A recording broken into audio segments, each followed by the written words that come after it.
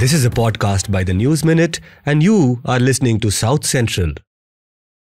Hello and welcome to South Central, a TNM podcast where we put the South at the center. I am Dhanya Rajendran, your host. South Central is a show that drops every Friday. Do follow us at Spotify, Apple Podcast, YouTube and other forums. The podcast is very simple. We first discussed headlines from across southern states. Then we look at two topics in detail. We always have guests joining us to discuss about these topics. But most importantly, we have two co-hosts, the vital parts of this show. Pooja Prasanna. Hello. First time she's called us vital part, so I think we'll celebrate this. Yeah. And the other vital part, Leena Raghunath, who joins us from Kerala. Hi, Dhanya. Yeah, first time that this vital part introduction is coming to us. Thank you. I'm just feeling benevolent and happy and positive. It'll last all of 30 seconds. Yeah. Okay, so I just want to say one thing about the guest today. Normally what we do is that we pick two topics, mainly some things which are part of the news cycle, and then we invite guests who are either journalists, experts, lawyers, etc. to talk about it. But a subscriber, his name is Badri, had written to us a few weeks ago. I think I read out that letter in one of the South Centrals, where he was saying that we don't need an excuse to call an expert. For example, he pointed out that we had invited Professor Billy Male in one of the episodes to speak about Kannada language, and that was immediately after the Kamal Haasan Thug Life controversy. So Badri said, why do you need to wait for a controversy to invite somebody like Billy Male? Which is the reason why today we will have Sucheta Dalal with us. She's a business journalist and an author, very familiar to people across India who have been following her work for decades now. So she will talk to us on many things, including Vijay Mallya and his podcast about political patronage to businesses, about regulatory authorities like SEBI. So do join that conversation. Okay, so before we go to the headlines, I have two more things to tell you. The first, I did mention that please follow us on different platforms like Apple, Spotify, YouTube. We are there on every podcasting platform. We had circulated a form for listeners of South Central to fill. Please do fill if you haven't. It's there in the description. Many of you said in that you have actually not shared the podcast with friends or family, though you have liked it. Do share the podcast because that's the only way that word gets around. We can't sit and pay to influence algorithms. You are our way to influence the algorithms. So please go ahead and share it. And the second thing that I want to ask of you is do consider becoming a monthly subscriber. It is just 500 rupees. I know that I keep saying this every week, but this week it's a special request from me because we have not been doing too well with subscriptions in the last few days. I mean, I can understand that there must be fatigue, people are busy, or people are just not inspired enough, but we need to keep it going, to keep our work going. So please do become a subscriber. The QR code is there here, or you can go to the link or to the description and get all the links. Okay, now to the headlines with Pooja. Impeachment of sitting Karnataka High Court judge sought over Dharmasthala order. Karnataka Rashtra Samiti chief Ravi Krishna Reddy has written to President Murmu on June 25th seeking the removal of Justice R. Devdas. Now this comes just after a man from Dharmasthala has alleged that he was forced to bury victims of rape and murder for over 20 years. This is a very, very disturbing story. We are following this very closely. In fact, my Let Me Explain this week is about this. But my colleague Shivani is on the ground and she's going to put together a body of work over the next few days. So I think there has been a lot of conversation regarding the injunction orders which have come around this Dharmasthala. Now, for those who are unaware of what Dharmasthala is, those who are from outside Karnataka, it's a very influential temple. It's a very influential religious institution in Dakshina Kannada, which is run by Dr. Virendra Hegde, who's a Rajya Sabha MP, and his family. For many years, there have been lots of allegations against Dharmasthala and of murders, etc. But it was all in the realm of speculation.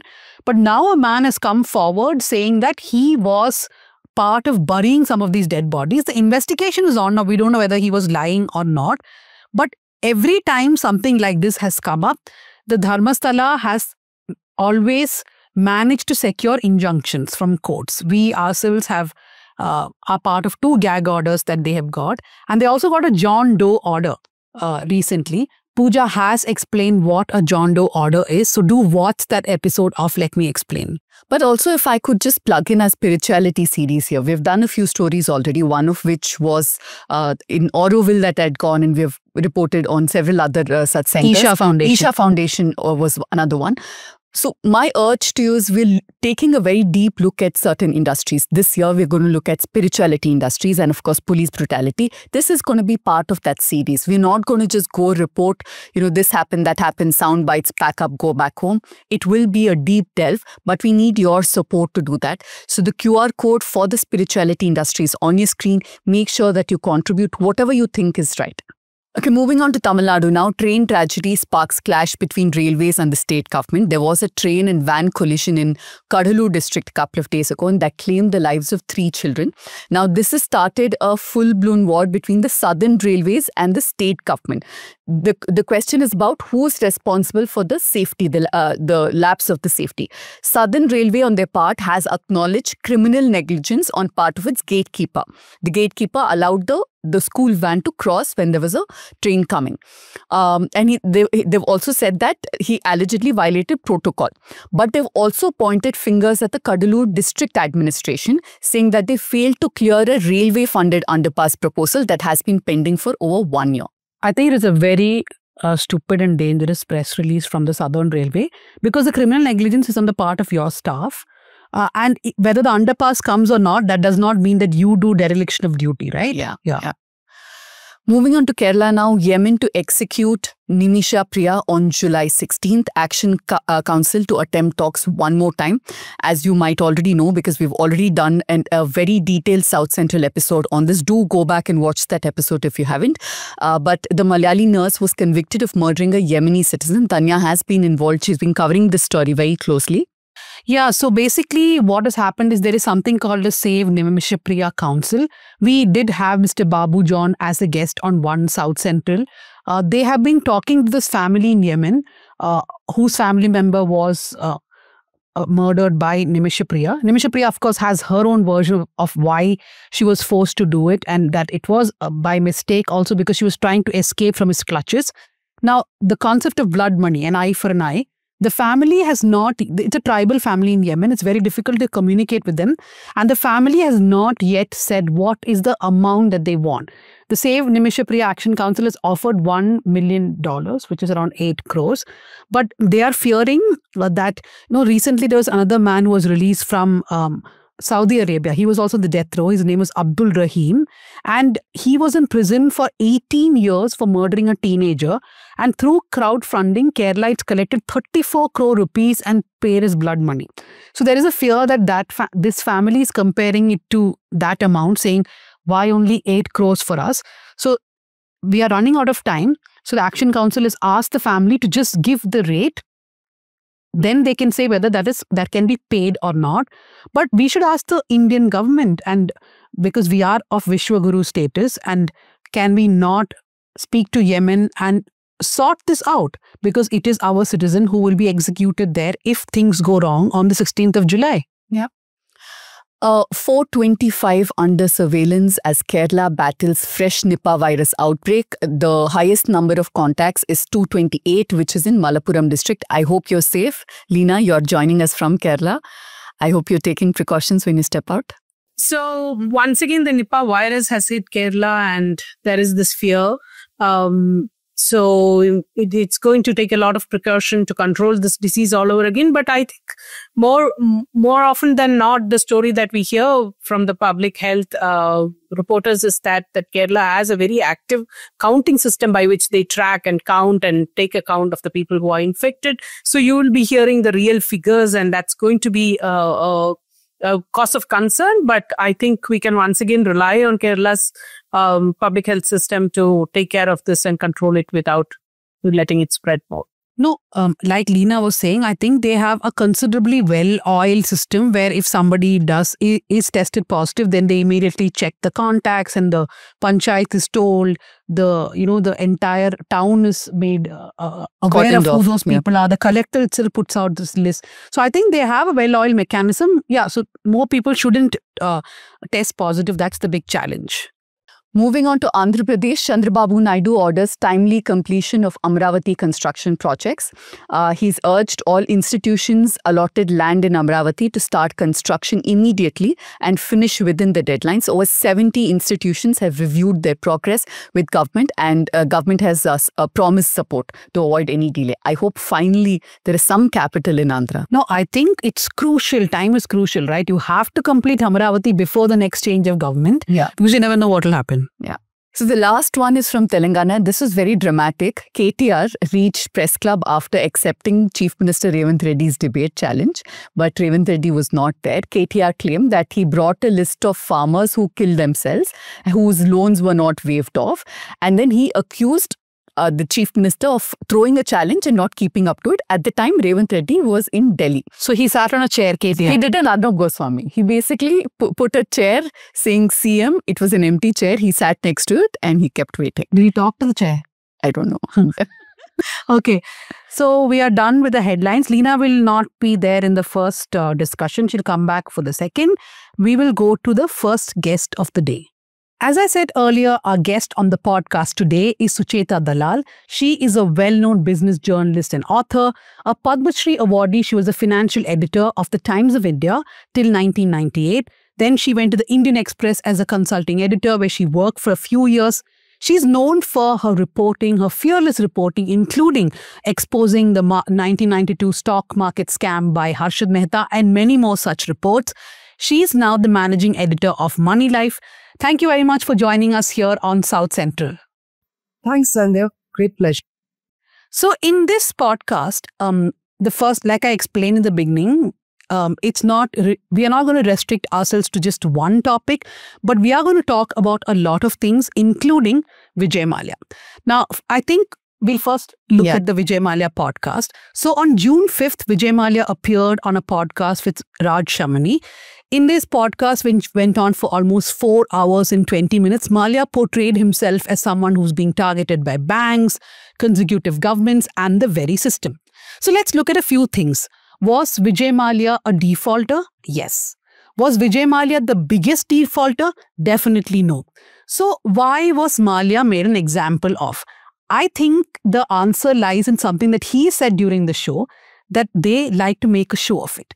Mallya made a show out of everything in his life. The government and the agencies made a show out of him because he was a perfect example to say that you will be chased down if you do not do certain things, right?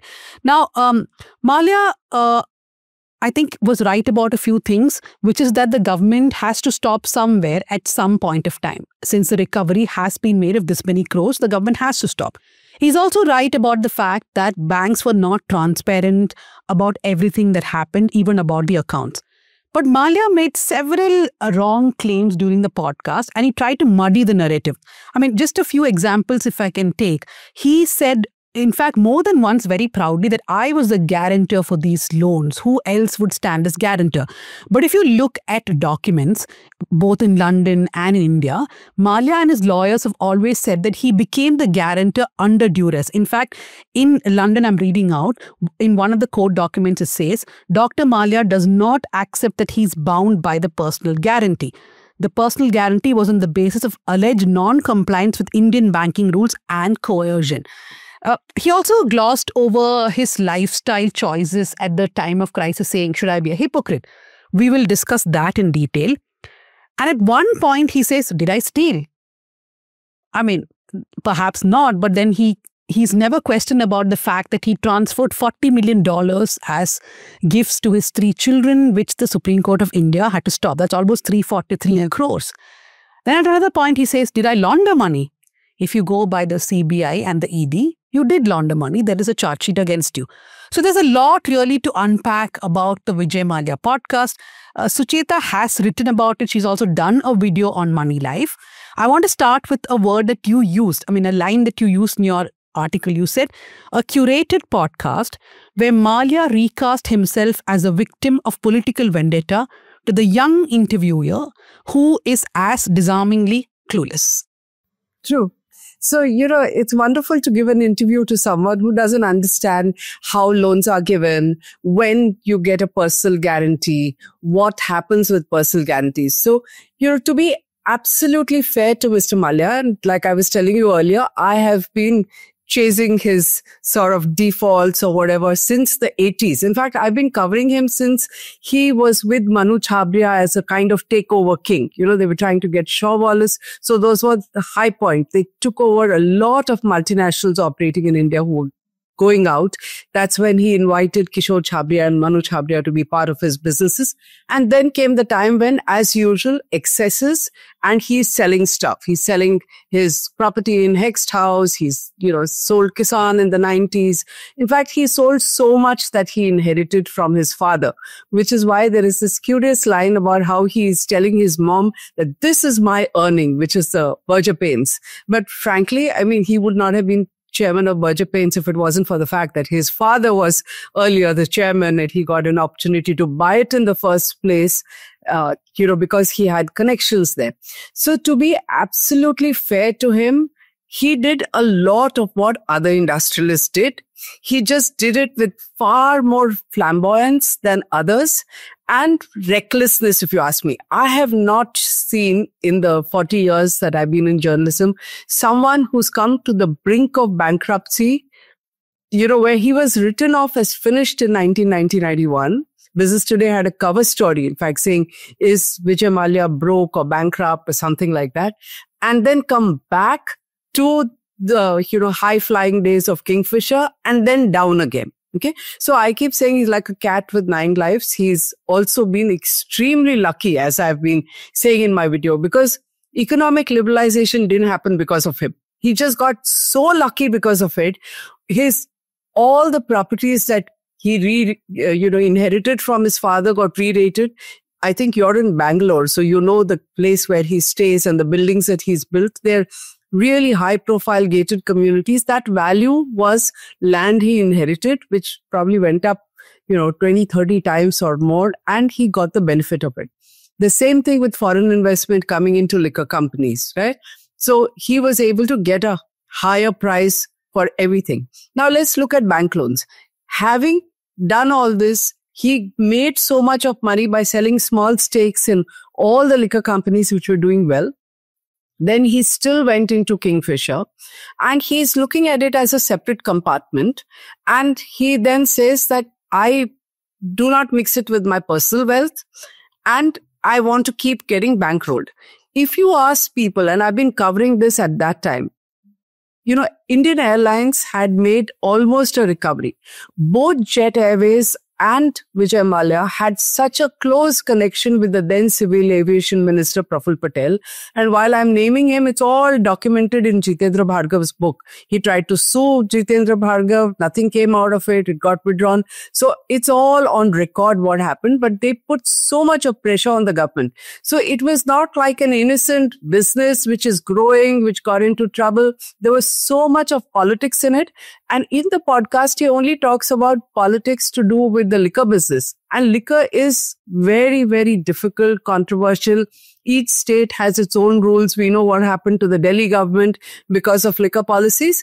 So we know what happens in liquor. There's a lot of, unaccounted money in it. And he was there with foreign investors, which means that he had to manage all that, which is why he got into Rajya Sabha. He systematically used his political connections across the spectrum, okay? And his Kingfisher, his private airline used to be called Kingfisher Express, going to Parliament. He used, half a dozen MPs who have government-paid tickets to go to Parliament, used to take a ride with him, right? So all this was not done. At one level, all this was not done only for the, for friendship and, the pride of being in Parliament. It was done for his business. And that was the time, unfortunately, under UPA 2, where a lot of businessmen were buying their way into Parliament. Okay. The Doots of Videocon were in Parliament. The Lanco Group, again, all of them which have left disastrous bad loans in the country, was sitting in Parliament and influencing policy. It was not him alone, but he was right there. So every time he would say, why me alone? Yeah, he was not alone. Did others leave huge bad debts? Yes, bigger than him. Lanco, for instance, was quite a disaster. And the Doots, multiple of him. So to an extent, every time you pick a question, when he says, why me alone? He's got a point, okay? Because there are others, bigger ones, who have not been given the same treatment. Now, let's come to why it happened with him. First of all, Kingfisher was bankrolled not once, more than once. And I have mentioned this letter written by Aruna Roy, to the government. Why Aruna Roy? Because she was part of that committee, with the government. And we said that if you keep, bailing this guy out, then there is no end to it, because look at his flashiness. Around the time when he's looking and demanding a bailout by making his, by cancelling flights, by not paying his employees, all that didn't happen just like that. I mean, he may say I was blocked from paying. It's not true. If you look at the sequence, he stopped paying his employees. He grounded his planes. Any number of people have written to me after this recent column saying, I'm one of the victims. I never got my money back because some of them, including students, had flown to Delhi or flown somewhere, and suddenly the return flight is cancelled and they don't have the money to buy another ticket. This was all done to pressure the government for another bailout, which is nicely not mentioned in the podcast. So why did the banks treat him differently and his personal guarantee? Because nobody gives a personal guarantee right in the beginning. Okay. When you're borrowing from the bank, why will you give a personal guarantee? It's when you go for a bailout that they want more and more collateral. And what was his nice secure collateral? All the liquor companies which were doing roaring business. So he provided a guarantee from the holding company of his liquor business and from his own personal guarantee. Now, most businessmen, and I have again written about this any number of times, what they do is they give a piece of paper saying that we are giving a personal guarantee and, name some assets against it. Never create a security, a security that's encashable. And they have a lovely arrangement with nationalized banks. The country has paid a price for the bad loans of nationalized banks. And as you know, it's over 12 lakh crore. So the banks never do the documentation for these personal guarantees, which is why some of the biggest industrialists, there is one notorious steel company, 10,000 crore guarantee between the promoter and his nephew, and zero assets. When it actually went to court and the debt recovery tribunal, they said, oh, there are no assets in our name. So the banks should be proceeded against criminally for having accepted a guarantee like this. Why is it didn't happen with Mallya? Why was it encashed? Because he was, I don't know what word to use, immature or daft enough to say, listen, if I give a personal guarantee, I need to get a guarantee fee, which is allowed. So if you want a guarantee fee, it is only in his case the documentation had to all be done because he went to court. Right? So the banks created the documentation, created the securities that were required. The collateral had to be sort of properly, legally fortified. And he earned, I think, a 50 crore guarantee fee. Having done that, you can hardly turn around and say, why should I pay? Then you have to pay, right? And if you notice, again, things that are not mentioned in this podcast, he had a lovely way of pushing everything to the company and fighting it in court. So even one of his wives was portrayed, she's a socialite, and he says her being a socialite brings brand value to the Kingfisher brand, and so she's going to be paid a fee. So he had a similar attitude. I mean, he's saying in the podcast, which is one half of it, which is, I was a brand ambassador. I was living this lifestyle, which people aspired to, and that was helping the brand. Not just Kingfisher, but helping his liquor brands as well. Great. But you were then extracting value for it, right? Because all this is not mentioned in the podcast. I'm giving you one example where, when the court threw it out, there is documentation. So we know what happened with the Chandigarh tribunal. And again, I've written about it in the past. But you are the one who created a situation where all this could be encashed, which other industrialists didn't. What they did may have been more shady, but you handed it on a platter, right? This is one part that is just not mentioned in the podcast. But there's more. I'm sure you have a question. You know, it's actually interesting because it's almost like we should play his podcast on one side of the screen and have you counter. But at the end of the day, I think that was the whole intent, right? Whitewash everything that he's done. But I want to focus on two things. He kept saying that I was unlucky, right? When the Kingfisher, when he started and he was ambitious, I wanted to make it a global airline. But, I was met with the depression, which hit the entire world, and then the fuel prices. So my entire story is because it was just bad luck. I saw that you mentioned that he actually had a lot of good luck, which is what kept him sustained. So explain that dichotomy if you can. So far from unlucky, I think he's one of the luckiest people around. And, when I talk to people in business, I said, don't really write him off. Who knows? He may bounce back. And, this podcast seems to be a step in that direction. Because like I said, 1990 he was almost bankrupt. He completely bounced back because of economic liberalization. I don't know of anyone who got so much of value because of it. And today, he was sitting abroad. He went away in 2016. You have to look at where the turning point happened. The market wasn't going up all that much until 2020. 2020, COVID happened. Okay. Post-COVID, there is like a sensational change in the Indian capital market. In fact, 9 out of 10 investors in the market today have come into the market post-1990. So trading volumes and valuations have just shot up exponentially, right? So this man left the country in 2016. 4 years, he's down in the dumps. 2020, everything starts going up. And he has provided a personal guarantee with full documentation. Suddenly, the value of those shares are steadily increasing. The reason why banks were able to get so much more is not because of any work he did or not because he wanted to pay more and say, oh my God, let me, instead of giving gold to Tirupati, let me just pay back the banks. That's not what was happening because he's still clearly making a distinction. And this was the foolishness of that time, where he said, my employees can be unpaid. I'm not getting money. He had no sympathy or empathy for them. But I'll give gold to Tirupati because I want good luck, and I'll give gold to another temple in South Canada. I mean, what on earth is that? And I don't know of another industrialist who was flashy enough, and yes, let me use the words immature enough to say that these are two different compartments. I'm celebrating my birthday party. Doesn't matter if my employees who have helped build my brand. I mean, all of us, I don't know, you guys are too young, but we had traveled Kingfisher. It was a lovely airline. They had fantastic staff. They had great service.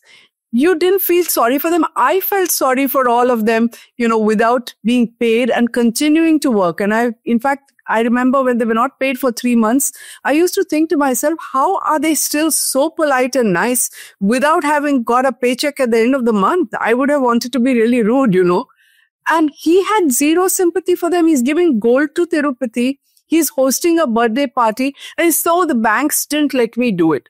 Is that what an industrialist with any kind of a heart does? And this is a country which has 2% mandatory CSR. I mean, you won't take care of your people. 1 minute, we are not that young. In fact, we have traveled Kingfisher. Plus, we have covered the protest, Lavelle Road, where the UB City building is based out of. I remember going every day because the pilots and the airport, the other crew, support staff, staff, and even the office staff. They used to have an office there. So they were all protesting outside that. We also covered the suicide of the wife of one of the Kingfisher employees. Now, one thing I just want to stress on the salary thing, Sucheta. Yeah. So he keeps saying that the banks had not allowed him to pay the salary because they had kept this money, right? I mean, they had frozen that money. Now, if we look to the court documents, at some point, UB does ask for money, but that's also only for paying 1 month's salary, right? So, I think there's a lot of half-truth there. And for anyone who covered it at that time, it was not just about the money. Of course, the birthday party. And it was not even just the birthday party. Remember, he went to Kukke Subramanya, then Tirupati, then he bought a yacht at that time. He also bought buildings. So there was so much of flamboyance being done. So the salary part, can we just talk a little bit more about how he tries its obfuscation in this podcast? So, Danya, I feel that one should not look at it in terms of technicalities, okay? I mean, he can say 1 month, he can blame it on the banks or whatever. To my mind, not paying the employees and grounding his planes was all part of an effort to pressure the government to give him another bailout, okay? So let's not get into that. That's rubbish. Because, I'll tell you, in the 80s, I used to cover the capital market. I'll just give you a comparison. And there was somebody called Manu Manik. And every time he didn't get money from, up country, as they said, from other centers, the people in the exchange, there were 2 unions, would go on strike. And the day everybody would keep saying, the day the money comes, suddenly the strike is over. And this man, an individual broker, used to do things as dramatic as calling the union leaders and say, here's my tijori, aap khol ke jo paisa chahiye le lo, lekin market start karo. Okay. Now, if I were Vijay Mallya and these were my chosen, employees, and I'm telling you, I've heard stories about how he used to do interviews. There were 4 different meetings happening simultaneously in his house, one with bankers, one with some collaborators for doing a deal. And in the 3rd room, there would be interviews for air hostesses for Kingfisher. And our man with a glass of beer used to sort of go from one room to another. This has been described to me by a former employee, right? So if this is the guy where his personal interest is so high that he personally chose, who gets recruited as, air hostesses and pursers, why not say that, okay, I will claim the money back when the banks release it. I'm paying your salaries because I don't want you to be out of pocket. Believe me, 1 month's salary would have been less than the cost of 3 kilos of gold. And I'm sure, Lord Venkateshwara would have been happier if he had paid his employees than to give gold to that temple. The temple doesn't need it. It's the richest temple in the country and possibly one of the richest in the world, right? So I think let's not go by technicalities, because all this was used by him to pressure the government for another bailout, and another bailout was happening. That letter that was written by Aruna Roy and concerned citizens, I've signed it also.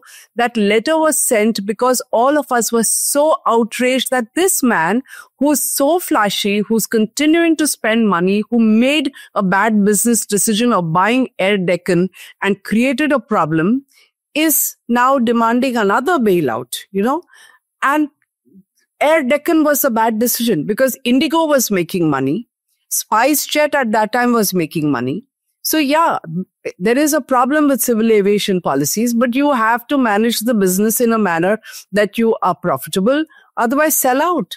That's what business is about. You can't manage it. Find a buyer. There are always people who are willing to buy a great brand and an airline like that. Then there is a branding of Kingfisher. Okay. He actually got money against Kingfisher as a brand. And if your airline is down in the dumps and collapses, it's zero brand value. I don't think any nationalized bank would have given money under the brand without some kind of pressure, but IDBI did it. Now, in the whole podcast, you don't hear any mention, sympathy or empathy for the bankers who have gone to jail. Why did they go to jail? Because of it. And if there's a phone call from Delhi, no banker documents it, right? And I don't think any bankers so there are only 2 reasons why bankers do something extremely and extraordinarily foolish. One, the call from Delhi, which this government used to keep talking about, or that they have been paid money. And I don't think anyone's found huge amount of unaccounted funds from those people who went to jail. No mention about that. He always, even before he fled, one of his arguments was that the policy is being framed in such a way that we cannot have good airlines. And I just want to make sure that, the quality of the airlines is mentioned. He also says that foreign investment was not being allowed. FDI was being blocked. And in fact, he'd said that I know for a fact through my sources that once my airlines, it's grounded for good, then they will bring in FDI because I have political enemies. He'd named a couple of parties. How do you view this? I think it's, pardon my French, it's rubbish, okay? I'm being polite. It's really rubbish because, again, Indian aviation, you remember the Tatas have been handed a white elephant today. Air India was nationalized. The Tatas have been trying to come into aviation for such a long time. They set up Air Asia. They got into Vistara. I remember speaking at a CII conference sometime in the 90s where I said, you guys are the Chamber Confederation of Indian Industry. I never hear a word from you to say, why aren't you letting people with deep pockets come into airlines? Okay, there is a reason why our policy is foolish. Policy doesn't get foolish on its own. It happens because of lobbying by Indian industrialists. So the first round of licenses that we gave, when we decided to open up our skies beyond Air India, who should you have invited? I mean, without carrying a brief for the Tatas, obviously Tatas were the first. You took away the airline which they were running, which was one of the best in the world. Why won't you invite them if having good airlines and people with deep pockets was what interested you? Right? So instead, you gave it to East West Airlines, you gave it to a poultry farmer, you gave it to Modi Luft, which already had so many, defaults and bad loans and stuff like that. So we have deliberately had a crooked civil aviation policy from the time we decided to open up. In the second round, why should Mallya have got a license at all? Again, why not the Tatas? The Tatas came in much after with Vistara, right? And the reason why I don't feel embarrassed about mentioning Tatas over and over again and worrying that someone says I'm on their payroll is that ultimately when you had a white elephant, you dumped it back on them, right? So this was sitting there, but you didn't want to give it. You didn't want to tie up with Singapore Airlines. All this was happening. Don't tell me he was unaware of it. Only he was wronged. Indian Airlines was wronged so badly. If you speak to Sunil Arora, who was the managing director at that time, he had actually managed to turn it around. And I used to say I evangelized Indian Airlines because those days I used to keep going to Delhi. I was on some committee and they had improved the service. They had improved the quality.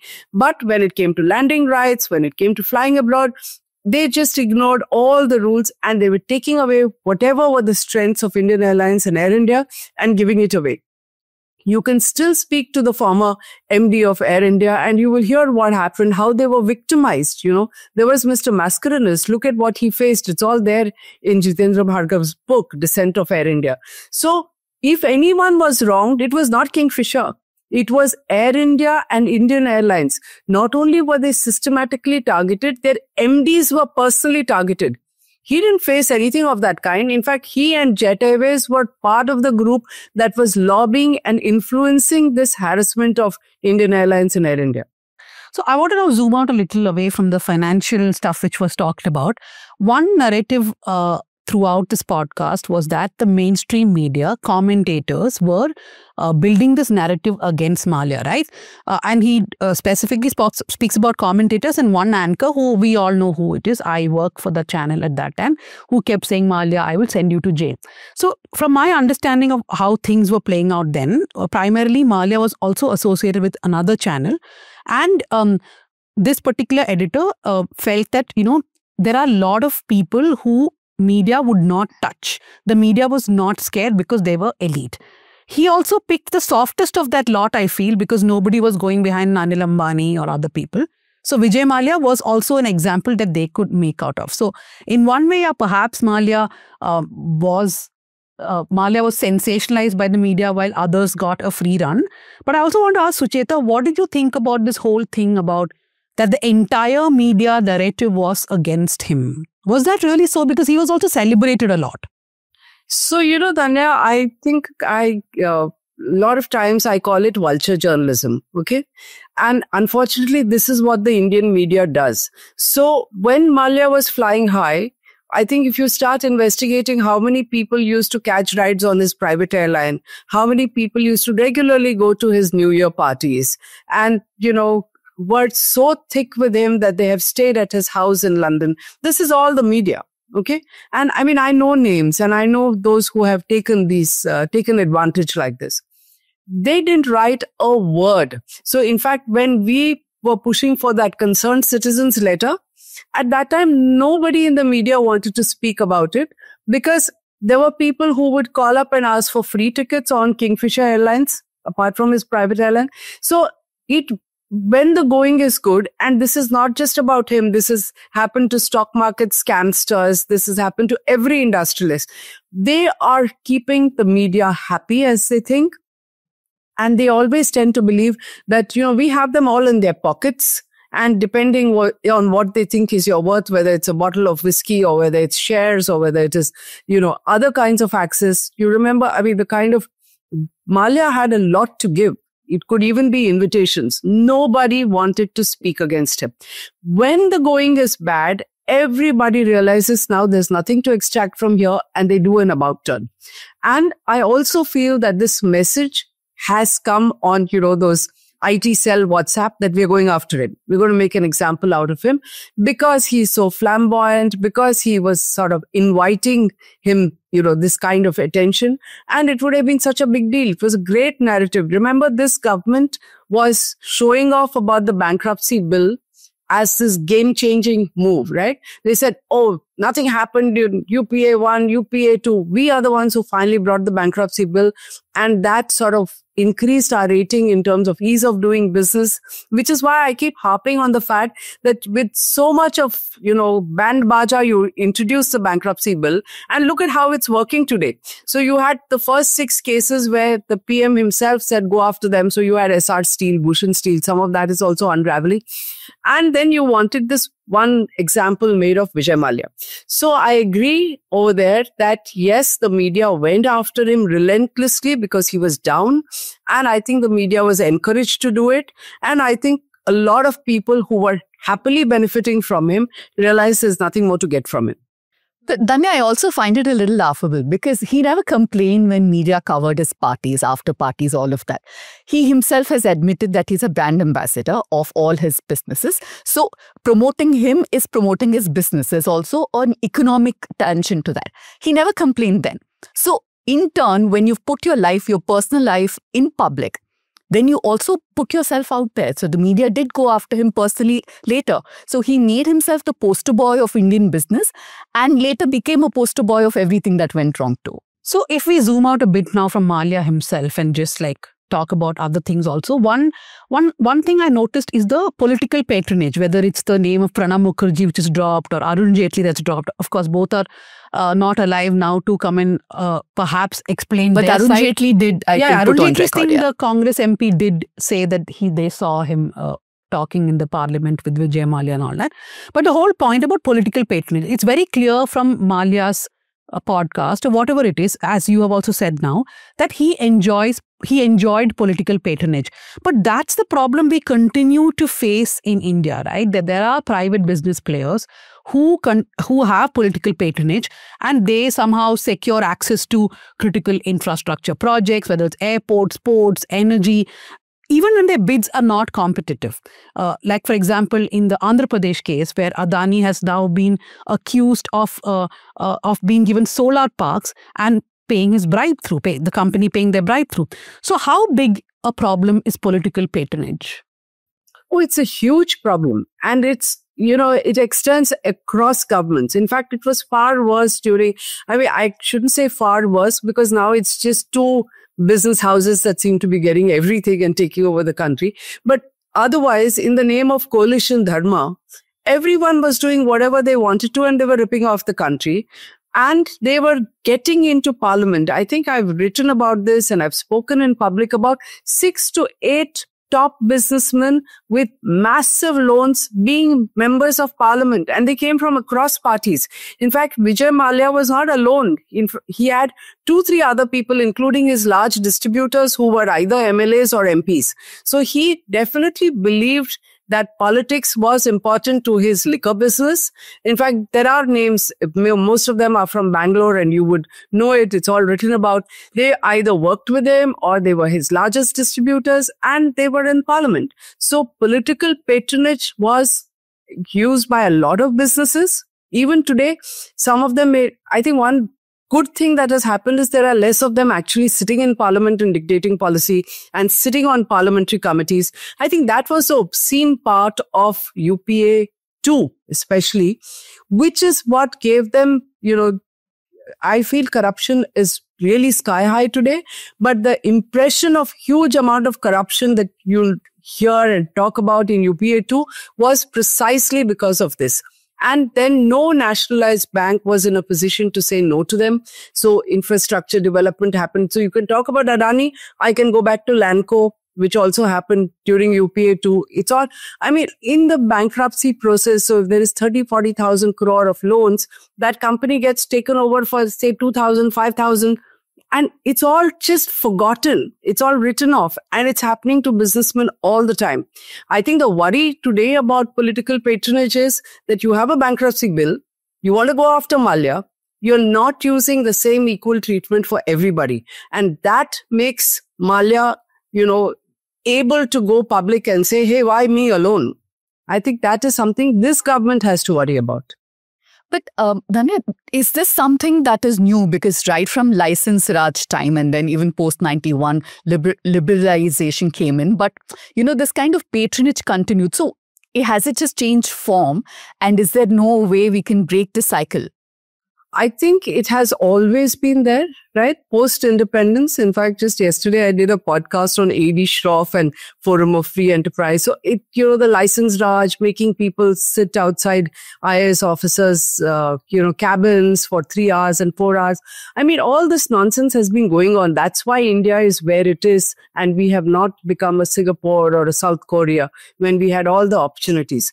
But my point is that there is just no way to move out of this because the public doesn't seem to want to understand it.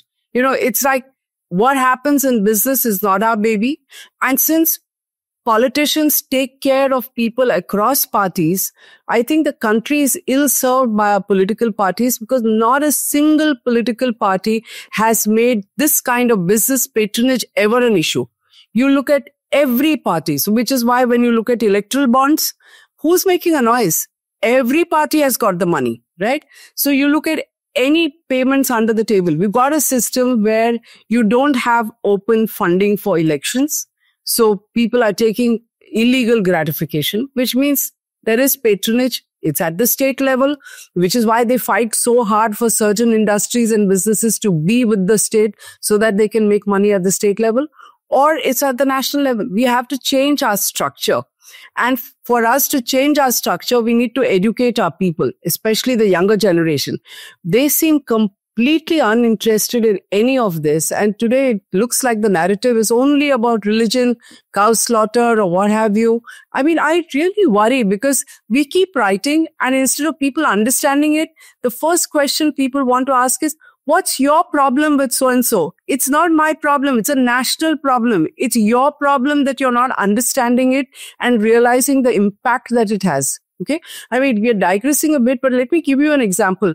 Yesterday or day before, Dubai announced that they give you a golden visa for 23 lakhs. Did you see the excitement in India? I mean, they're going to shut it down at 5,000. That many Indians want that damn golden visa. It's a shame for the country. After so many years of liberalization, Viksit Bharat, you have so many people panting to go to Dubai with a golden visa. I mean, if the same guys who want to apply for it paid attention to what happens in business, finance, loans, write-offs, every time we wrote that there is a 10 lakh crore write-off, that it goes to 11, then goes to 12, every year it increases. You have the government narrative coming from people who are in official positions as advisors, some of them having parachuted from Singapore, who will say, oh, you guys are illiterate as journalists. You don't understand it. We're going to recover the money. Okay. And 10 years is a long time. This government has been there now 11 years. 11 years is enough of time. The recovery is less than 5%.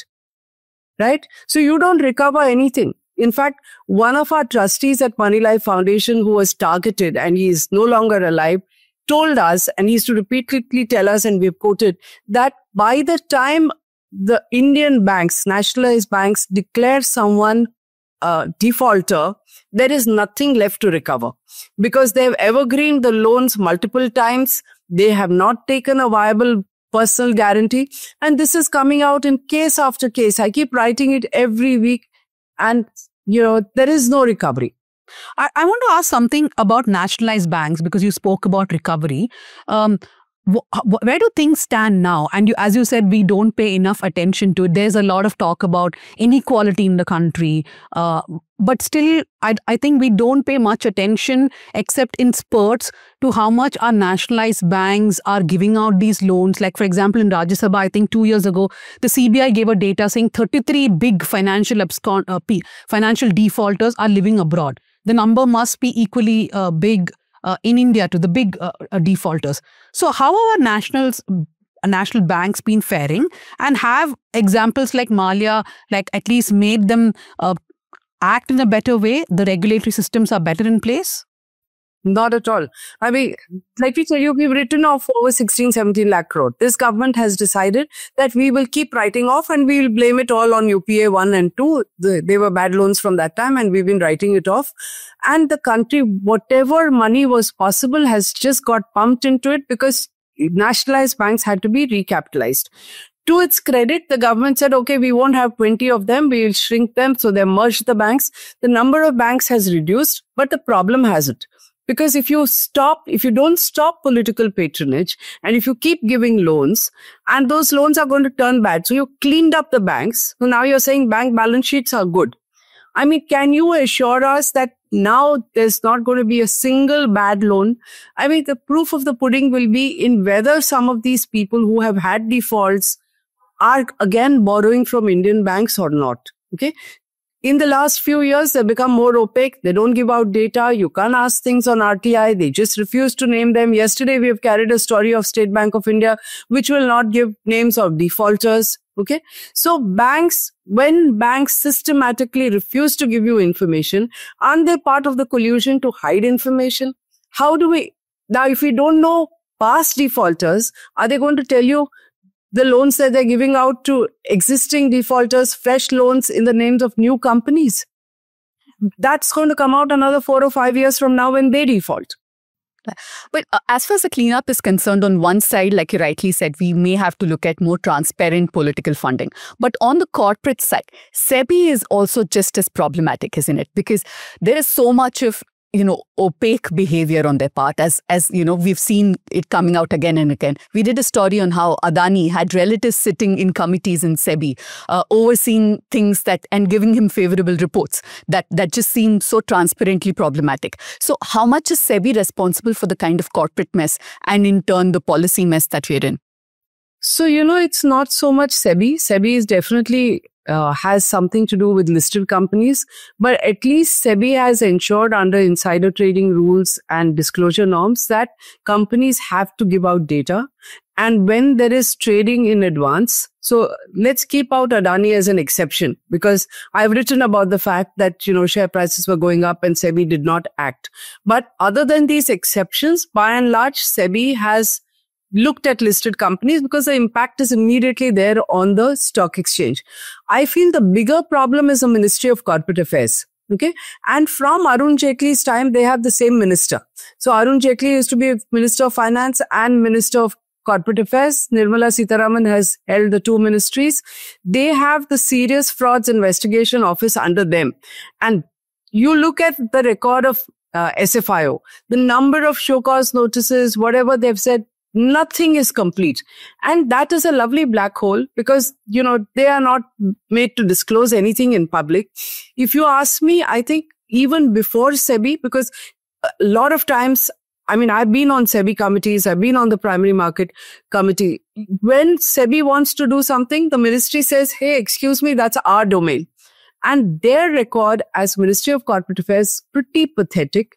They have the Serious Frauds Office. The completion of cases and action under Serious Frauds Office is pitiable. Look at one example of Sahara. Okay. The Sahara Group now goes under Ministry of Cooperatives. The SFIO has started an investigation long ago. They found nothing. Look at the properties that they have. This is an MLM. We talk about listed companies. Look at the money that Sahara raised. The Indian cricket team was wearing their logos. Look at the stadiums, the airline. We talk about Mallya. They had an airline which quietly shut down. They have Ambi Valley. Nothing has been recovered. We have a group where we are trying to help people. After all their problems and defaults, they went ahead and set up 4 cooperative societies, North, East, South, and West, and raised over 1 lakh crores under the nose of the Supreme Court after 2012 Supreme Court order, under the noses of the government and the Ministry of Corporate Affairs. I mean, this is India. Nobody talks about it. Sahara is gone. They think it's forgotten. What about the lakhs and lakhs of people who haven't got their money back? 20,000 crore is sitting with SEBI. They do not want to find a solution to it. We have made representations to them saying, you can't sit on that money. Please give it back. 5,000 crores is going to be given back to people where I think the money is like 20 times that which is owed by Sahara. Nothing's happening. So I think I'll close with just one, I don't know if it's a question, but I just want to ask your observation. You have, of course, reported on somebody like Vijay Mallya for years. You've reported on so many other business people who have defaulted or their business have collapsed, etc., right? But for example, Byju's is a company which journalists of certain media houses have been following very closely for a few years. But I'm seeing a trend now where years of work of reporting on policy, on business, all that on one side, and suddenly a Baiju Ravindran or a Vijay Mallya or a Lalit Modi, he also has come on this particular podcast, and Baiju Ravindran came on Smita Prakash's ANI podcast, and then they just sit and everything is whitewashed without, I mean, not that everything they did is wrong, there were right things too, but there's no nuance, right? So how do you look at this whole trend of people just being allowed to do this? You know, I'm so glad you asked this question because it's something that I really worry about. And I know that you're part of DigiPub. So I think this is a discussion that you need to have, you know, which is that when it comes to journalism, we have a sort of code of ethics, okay? We are supposed to follow certain rules. You're supposed to get the other side. You're supposed to be fair. And this is what is expected out of journalists. Now, today, anyone with a, phone, a smartphone is a journalist. And they nicely call themselves influencers or YouTubers, whatever on earth that means, okay? And as there is no examination into what happens, how is it spread. In fact, I have certain examples where I know that you've done a show with somebody who's supposed to have a following of lakhs and lakhs and lakhs. And the response is pitiable. So my small little, video blog, which hardly has followers, has greater response than that, which makes me wonder whether even the numbers are true, whether anyone is looking at it.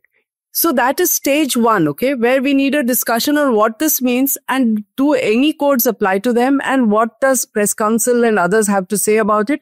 Or is it a free for all for them? They extract money. And I'm quite stupefied at the kind of money that's being paid. And I get these offers, even including wanting to take advantage of the Harshad Mehta scam. So they'll say, we want to launch some shitty product and, will you speak about making a difference, and they're going to pay me lakhs and lakhs of rupees if I agree to appear on it. Now, who knows who's appearing, what kind of money is being paid to be able to do this? And it's called journalism. And then that is held up and we are asked, what about you? Why aren't you doing this? Why didn't you get this interview? It's not an interview. It is an orchestrated sort of dialogue, right? The next stage is when journalists, so-called claimed journalists who are recognized as accredited journalists are beginning to do the same thing. And there are no rules. So you have privacy laws, you have this digital data bill, which is going to put pressure on us who follow rules, but people outside it who have no rules, who are being paid to do an interview, can do whatever they want to. And there are no questions asked. I think the term podcast is so vague, right? I mean, we are also a podcast, but look at what that guy did. It was a monologue. We only sent you WhatsApp messages to ensure that you come on our show. But I just want to end by just picking something that Sucheta. Sorry, let me make one small point. You know that Chanda Kochhar has started a podcast? Wow. I mean, anybody with money, and her first interview was with Deepak Parekh. I mean, I'm going to make enemies, but I have to say, Chanda Kochhar has a podcast. Vijay Mallya gave his first interview to an influencer. He's probably going to start a podcast, and every industrialist will be there talking to him. Why not? Yeah. I just want to point out something which Sucheta said, that SBI is not giving the defaulter list now. If you all remember, Subhash Chandra Agarwal was someone who moved the Supreme Court with others saying that banks, nationalized banks, have to give the list of defaulters. And a Supreme Court judgment in 2019 actually said that if somebody applies for an RTI asking for a defaulter list, the banks should get it. But the current union government has brought in a modification amendment to the RTI bill where they can now say that personal details need not be given. Pooja has done a Let Me Explain show on it. But these are things like Sucheta was saying that we as citizens should be aware about. Why are banks not giving the list of defaulters anymore? Because the RTI Act itself has been tweaked now. So why now somebody else will have to go to court against that? But the point is, we as people, as journalists or citizens, have to be aware of what is happening. Yes, you want to say something? Yeah, I want to say, the hypocrisy of this is so amazing that if you're a small MSME or a small scale company, the same banks who talk about privacy put their photos in the paper and send people with band baja to humiliate them. So there's no privacy over there. Only when it comes to big defaulters are they taking shelter under this RTI Act amendment. Yes. So thank you very much for joining us here at the South Central. That was, I hope it explains to a lot of people why when you listen to podcasts, even ours, you still have to do your own research before believing what you hear. And I hope Vijay Mallya is watching this and knows that he can't get away with, half lies is just generous. Blatant lies, I think. Yeah. Thank you very much. Welcome. Thanks so much for having me. Now we go to the second topic of the day, which is regarding a controversy in Kerala that has been ongoing for a few weeks about the governor insisting on a saffronized version of the Bharat Mata, which the CPIM has been objecting to. Ministers have walked out of governors' events. The Congress too has said that this is not acceptable. Now we are seeing a fresh controversy where vice chancellors of universities have been accused of participating in Sangh-related events. So it's both the governor and vice chancellors who have been accused of saffronizing constitutional posts of education institutions. And Leena, I'll first come to you on this. What exactly is happening and how have things been panning out? So the reason and the latest is this June 25th event, Danya, where there was an event at the University of Kerala. Now, the University of Kerala had let out its Senate hall to Sri Padmanabha Seva Samiti to conduct some event there. And then they had displayed a portrait of Bharat Mata on stage. And the governor was participating at this event. Now, the registrar, K.S. Anil Kumar, then while the governor was on the stage, cancels the event's permission, cancels the, event to be conducted at the University Senate Hall. And that is how the whole controversy has erupted now. So, the Vice Chancellor of the University, Mr. Mohan Kannumel, he then dismisses the Anil Kumar, saying that the cancellation of the event has resulted in disrespecting the governor. And then now the Kerala government and the education minister, Bindu, had all stepped in, giving, announcing their support to the registrar and saying that the vice chancellor has misused his power and he cannot unilaterally suspend the registrar and all of that. So that has started a fresh row of protests, but this hasn't been new. Now, even before that, when the state ministers, V.S. Shivankuti and then P. Rajan and all were participating at an event, an official event at the Raj Bhavan, that is the governor's house, they again protested and walked out of an event because there was a Bharat Mata. And this, now, there might be, at least in some people's mind, this confusion of what is this as Bharat Mata, because when we were all in school, we have all for Independence Day dressed up as Bharat Mata, that very saffron clad, sporting a crown and holding an Indian flag in hand. So this has been, this is not a constitutional symbol. So that is one of the things that many people who are protesting the use of this Bharat Mata symbolism at official functions are saying that this is not like a national anthem or any other nationally recognized thing. This is not something that the Constitution has recognized. But so doesn't mean that for everything that we use at a public function, this should be a constitutionally recognized thing. This is a very emotive thing, right? We have all done this in our school years. But what we see now is a Sangh's version of Bharat Mata, that this is a very a very ferocious kind of, there is a lion in the side. The flag that the Bharat Mata is holding is not a Indian flag. It's a saffron flag. And we see that the governor, while this before starting this function, he lights a lamp in front of this Bharat Mata. It's not lighting a lamp in functions is very common in anywhere in India, I guess, especially in Kerala. But this lamp lighting and this garlanding and putting flowers and all is happening to this picture of this Bharat Mata. And that is not the Bharat Mata that we all have it in our mind. It's a Bharat Mata which represents the Sang's idea of the Akhand Bharat. The flag that is carrying is not an Indian flag again. It's a very saffron flag. And that is that these kind of religious symbolism and this kind of RSS version of things should not find a place in educational institutions and in governmental functions and functions like these is what the opposing, I think both the students' organization, SFI and KSU is out on the street protesting this. So that's how it's panning out at this moment. Now, this image of Bharat Mata, Dhanya, like Leena rightly said, the problem with it is it is RSS's version and it symbolizes Hindu nationalism. So in that sense, it is very exclusionary. It leaves out other religions like Islam, Christianity, where you do not imagine patriotism or nationalism as a goddess. Right? That is where I think it is problematic. Now, I thought the problem is that it's holding a saffron flag itself. If it is a Bharat Mata, it should hold an Indian flag, right? But in itself, Bharat Mata has also been in the past seen as fairly symbolizing Hindu nationalism. Yeah, but in this particular context, I think there's also a little bit of history. So RSS ideologue Gurumurthy had in fact come to the Raj Bhavan and he had given a lecture on Operation Sindoor. There were protests relating to that. Then this Environment Day event happens in the Raj Bhavan where this Bharat Mata with a saffron flag is there. The governor repeats it in different events, which is when everybody's like, you cannot do this.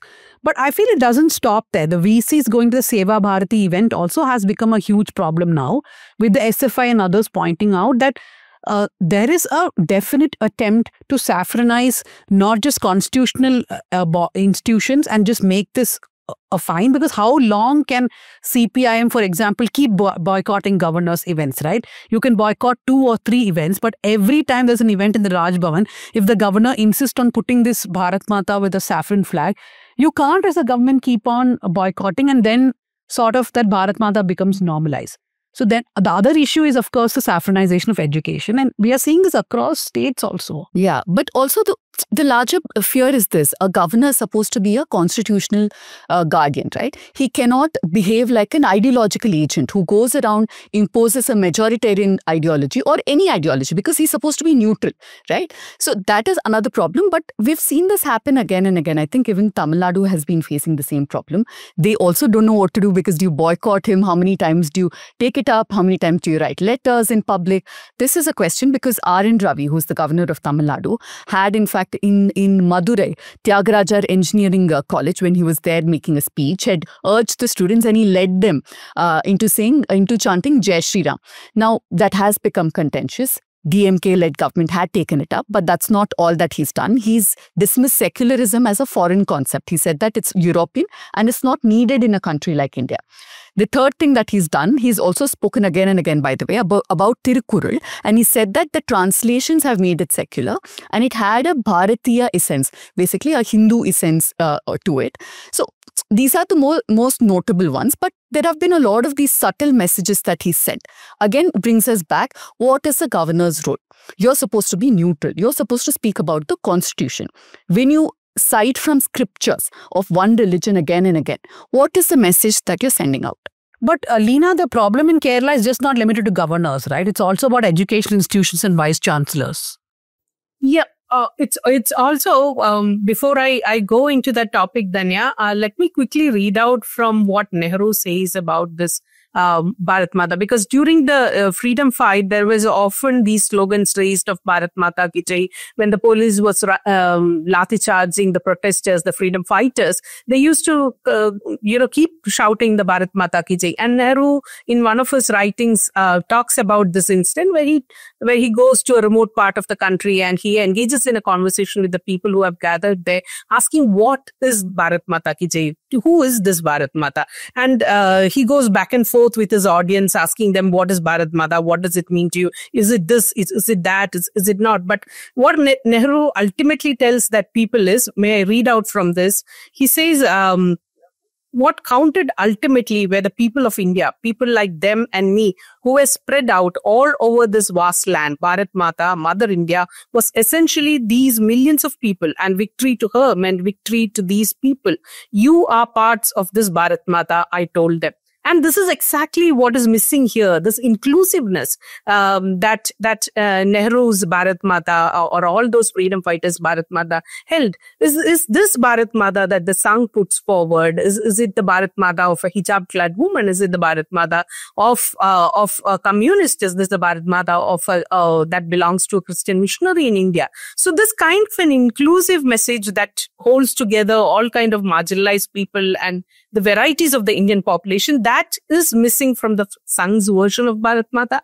And that, I think, is a big issue here when we talk about this imagery that the sung is recalling in all other public functions and making part of our public imagination once again. I was asking about universities and vice chancellors and this whole thing of saffronizing education also. Right. That I think with all kind of educational policies and especially these kind of appointment of the vice chancellors and the people they have put in charge, we have seen the kind of saffronization of education policy too happening there. And I think one of the reasons that the student organization is out in huge numbers protesting is because they want to question this and take this forward, this conversation. But there has been a history, especially in the last, I think, 7 to 8 years, I won't say 10 years, where, governors of different states, especially in opposition governed states, have associated, they've openly gone to RSS shakas or events. I have a list of a few of them. In 2016, the Tripura governor, Tathagata Roy, had attended an RSS shaka, and he'd also said that he felt very good because first time after becoming the governor, he attended. He tweeted it out.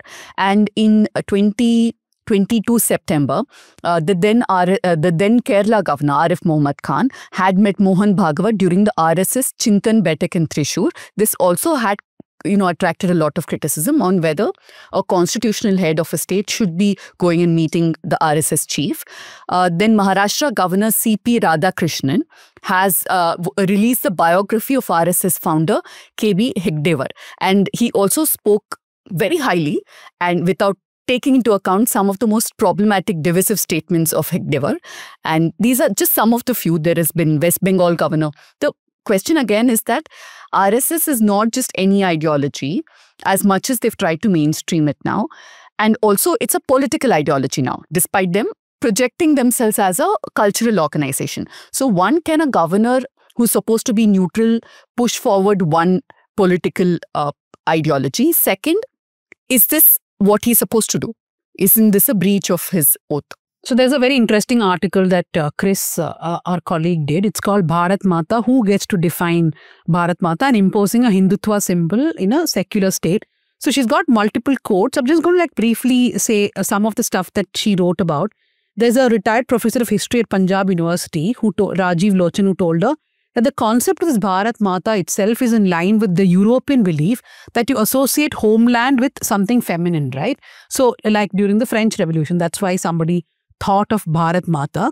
So apparently the first reference to Bharat Mata was in a text which was first published anonymously in 1866 called the 19th Purana or Unabhimsa Purana by Buddhe Mukhopadhyay.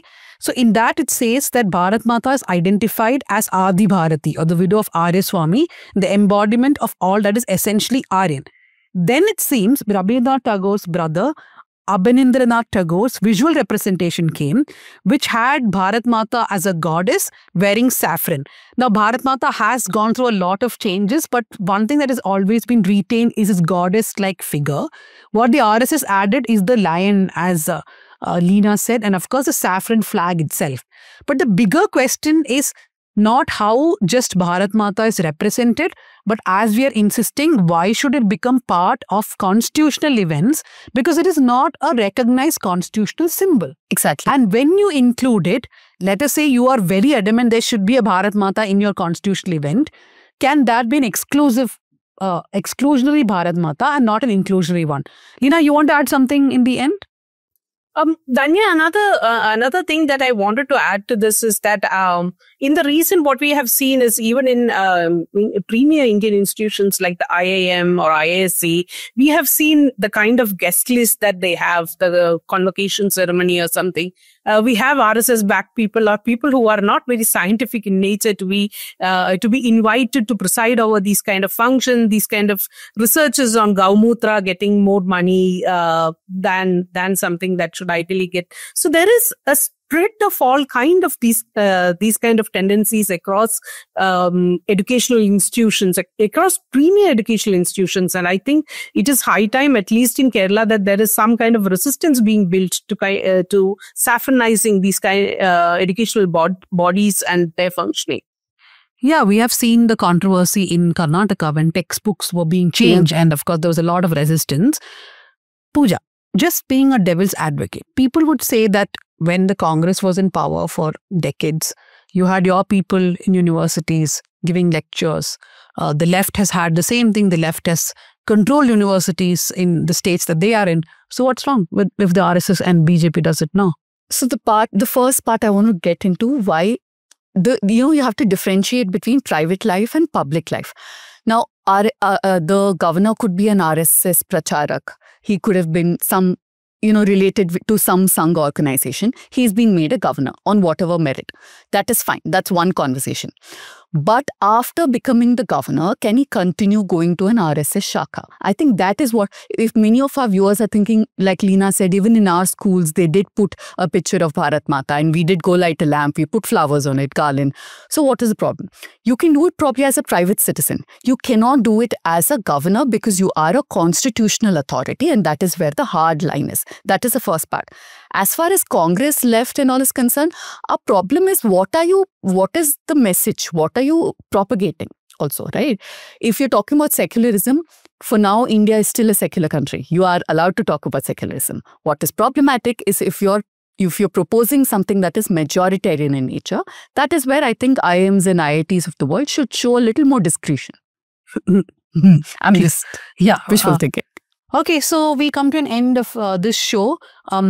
And do watch the Let Me Explain show about Dharmasthala. As we said in the beginning, it's about the sanitation worker who has come out and said that he has buried almost 100 bodies, both of men and women and even girls. It's an important issue that is developing in Karnataka. Do watch our Let Me Explain on it. We will go to the recommendations now. Hey, why not read my book? Yeah, Absolute Power. I feel, with all this Jane Street happening, there's so much we've talked about that, sorry, sounds like marketing, but the question that I keep having all the time is unless something is marketed, nobody wants to read it. While all the hard work we do to put things out there, they're just going to a black hole. Yeah, absolutely fine. We should market our own work. Who else will otherwise, right? So yeah, that's your recommendation. Thank you. Pooja? I want to recommend something in-house, and this has come on the day that we're shooting this, that is Wednesday morning. It's a very powerful piece by a former colleague of ours, Soumya Rajendran. It's titled Oruvanukku Oruthi, which is why this discourse around Ridhinya's suicide must be called out. If you have not been following, first read up on what happened in Tamil Nadu and listen to those very harrowing voice notes, and do read this piece. Oruvanukku Oruthi. Oruvanukku Oruthi. Leena, what is your recommendation for the week? So I've been trying to watch Bharat Ekoj and listen to Nehru's some of the speeches that he makes, and this very episode that I read out is part of the old Bharat Ekoj episode. So I would ask some to go watch those episodes of those old Doordarshan serials. And I would also like to recommend this book, Small Things Like These by Claire Keegan, that I'm reading this week. Okay, I have two recommendations. I think Pooja is going to strangle me for one of them. But the first recommendation is this podcast I'm absolutely hooked to. And I'm quite sad that I did not discover this earlier. Maybe a lot of veteran podcast listeners may look down upon me. But it's called The Rest is History. It's a deep dive where two historians, Tom Holland and Dominic Sandbrook, sit and discuss a lot of topics. I mean, we have to really search what interests you. I have been listening to all their podcasts on fascism. They've done some 579 episodes already. And I was like, is this my future? 579 episodes of South Central. I was calculating how many weeks, how many months, how many years is that? My second recommendation is this book, which many of you may think it's a conspiracy theory. Others may swear by it. I have just read it now. It's called, you take it with a pinch of salt, read the book and then do your own research. It's called Jesus Lived in India by Kirsten Holger. It's his theory that there's a part of Jesus' life where it was not chronicled, and some people believe that Jesus lived in India. This is an old book. It's not a new one at all, but I think there have been several editions of this. The latest edition has some changes from the first published one. It's an interesting book.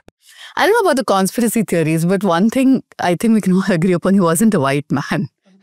No, but I now want to go back to all Dan Brown books just to refresh my memory about them. Anyway, thank you everybody for joining us here on South Central. As we said in the beginning, take a subscription, spread the love by spreading South Central links to other people. Thank you very much to our producer Bhuvan Malik, to production assistant Ajay R, to editor Jasim Ali, the years of the show Sukanya Shaji, who's been sending me, messages and emojis. No, messages because Sucheta Dalal called us young. She's been sending me snarky messages on that. And Yana, who heads our social media team. Thank you, everyone.